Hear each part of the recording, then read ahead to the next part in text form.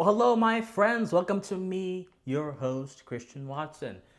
So, everyone, there's been news quite recently that reminds me of the decaying state of American political culture. A Rhode Island state senator, a Democratic Rhode Island state senator, recently went viral for all the wrong reasons. She went viral because she filmed herself for her TikTok account doing a handstand and twerking, shaking her bottom on a beach. And of course, she used that video, that instance of her shaking her bottom provocatively, to ask people to vote for her. So in other words, she was quote unquote twerking for votes. Now, there was predictably a large amount of outrage at this rather flagrant action that shocked many people, at least in the sense that she's a politician and she's doing this kind of stuff. And there were many people who said that this lady, Mack, the lady who did this, set black people back in many, many years. Now, before I pursue my analysis, allow me to say this. Christian Watson is not set back. Christian Watson is doing just fine. I'm sitting here with my Barry Goldwater book, my philosophy, making videos for all of you, thinking about issues. I'm fine. And if a politician is the standard for your life, you've got bigger issues than Mack. So that's just a short phrase on that. But moving on, she has tried to justify her lewd behavior by appealing to her race, her gender, her sex. She went on TikTok and said that her constituents absolutely love her and the critiques would not succeed for that reason, which is not being responsive to the critiques.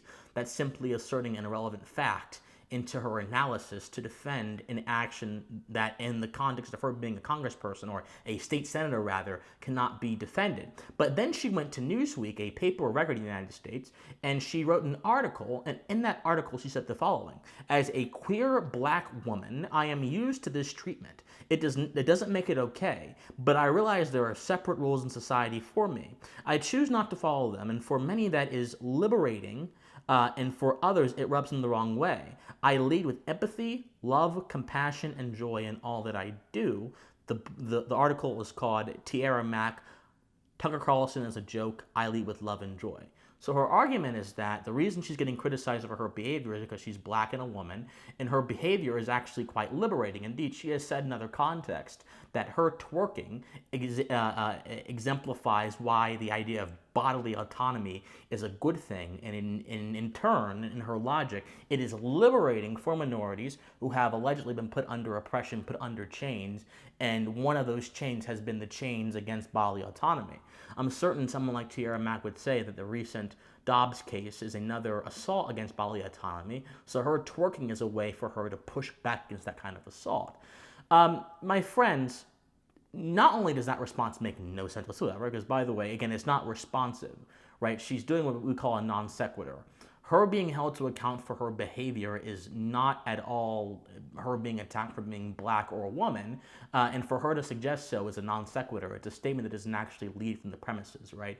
But beyond all of that, beyond the obvious glaring logical issues in her defense, there is a bigger issue that goes beyond Tierra Mack. Because unfortunately, she's not the only problem here. There is a more principled philosophical phenomenon behind this kind of action. And it's this, my friends. American leadership, American political leadership, is plagued by a lack of decorum. And the death of decorum will continue to degrade the quality of leaders or the quality rather of politicians, not leaders, because they don't lead you, you lead your own life.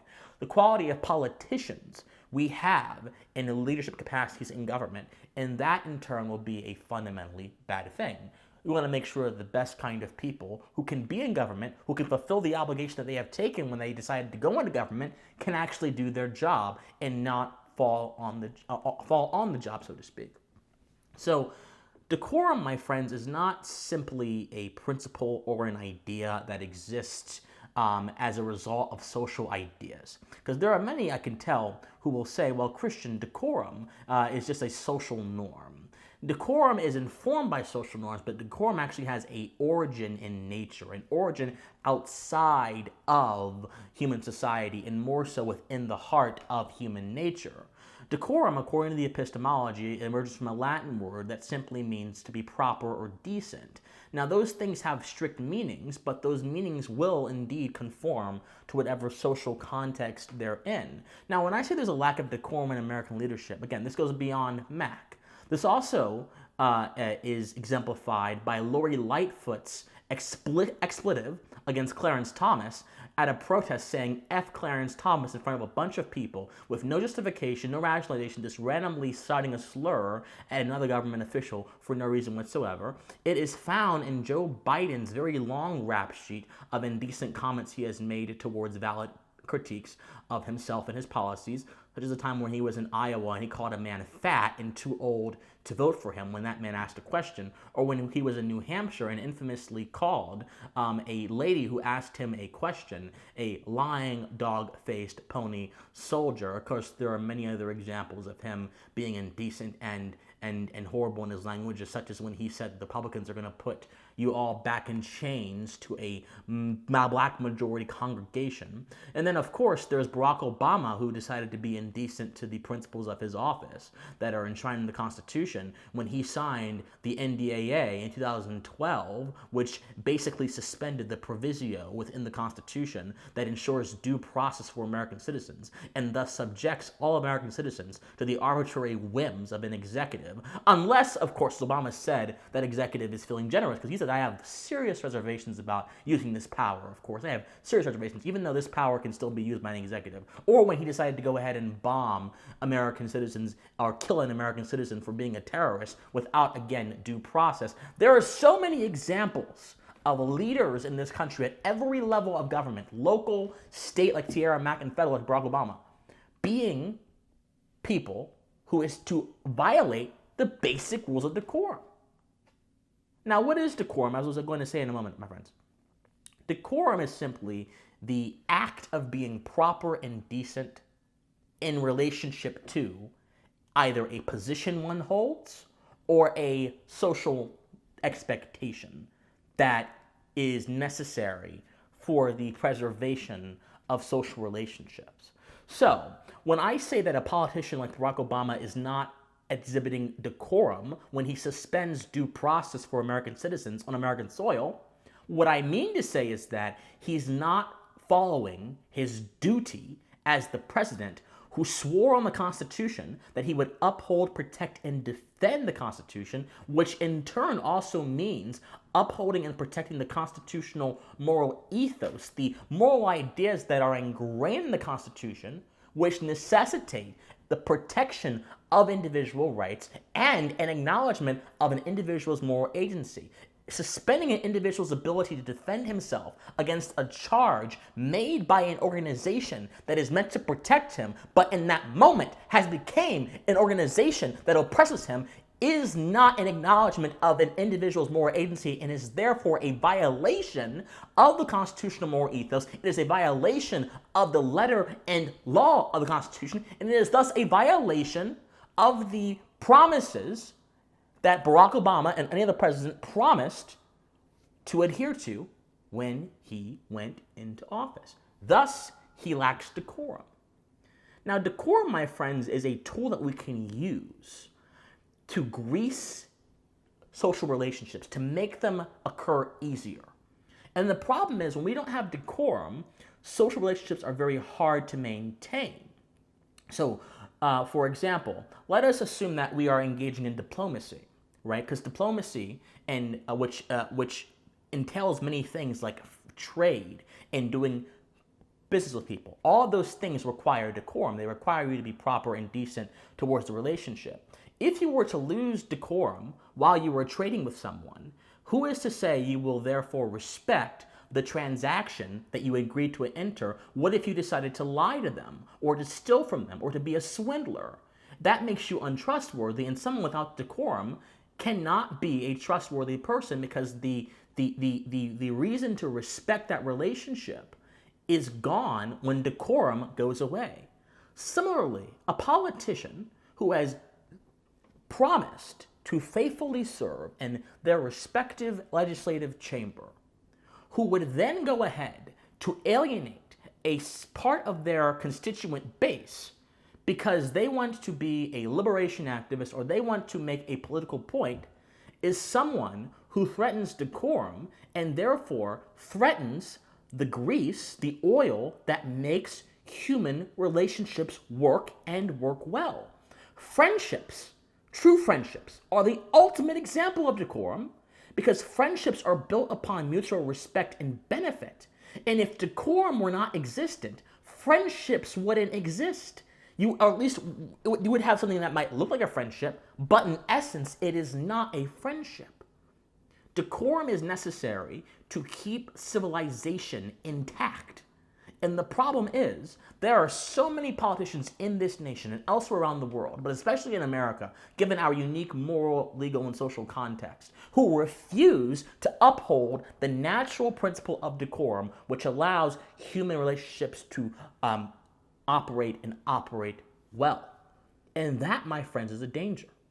If Tiara Mack had decided to twerk in the privacy of her own home or whatever, I wouldn't care. In fact, I don't even care about the twerking.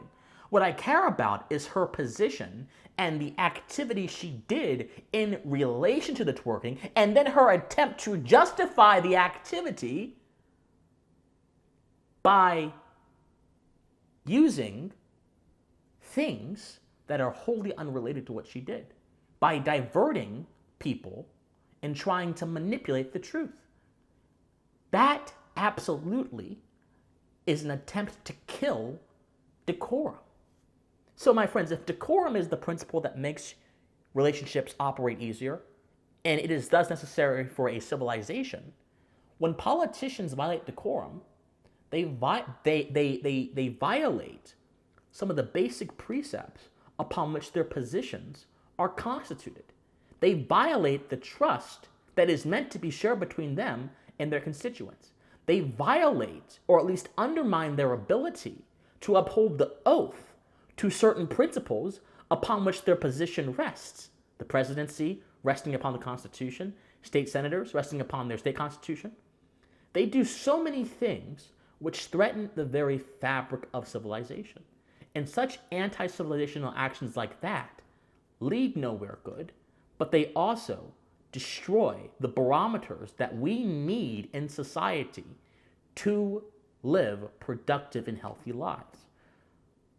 My friends, the death of decorum will ultimately be the death of the American political structure. And that, who knows what that'll be. And in a time right now where decorum is lacking in many quarters, where the culture war is ripe with lies and misinformation and insults from many different actors in the culture war, where some people are considered to be far right for holding rather reasonable opinions, or some folks are considered to be groomers for not necessarily conforming to a certain idea, even if that idea they don't conform to has nothing to do with grooming. All of these attacks from all sides threaten the civilizational fabric. And when you have a lack of decorum and you have friction in its place, you get things like the Capitol Hill autonomous zones, Chaz/Chop, where Antifa terrorists were able to confiscate private property from people and illegitimately erect a microstate within a certain district of a city. And the police simply sit back and say, nope, we're not going to do it. We wouldn't dare attack people who are fighting for justice or whatever they were thinking. Law enforcement and government using political considerations, not ethical considerations, to make policy, that also implies a lack of decorum, a lack of decency in conjunction with the ethical maxims upon which America exists. So what's the solution, my friends? Ultimately, you cannot control other people's behavior, but you can control your own. And you can try to exhibit the principles of decorum in your life every day and in the political conversation by interacting with politics in a way that is honorable, a way that conforms to first principles, to right reason, to the proper exercise of reason, and using that interaction to model an example in front of other people that they can follow. But if you decide to be a part of the problem, your actions may have consequences that reverberate well beyond you, because the more people contribute to something, The more forces that come together to create a wave, the bigger the wave gets, and eventually the wave can become a tsunami. And a tsunami can absolutely level places that used to stand strong. Don't let the tsunami of cultural alienation, stratification, and division level this great republic. My friends, think on it. I love you guys so much. If you love me, please be sure to go to my Patreon, patreon.com/officialcwatson. Please be sure to go to my PayPal, officialcwatson.com. Be sure to like this video, to subscribe to this channel, to share this video, to comment on this video. Do everything you can to get this message out there. We need it to get out there, my friends. I love you guys so much, and please stay pensive. Bye, guys.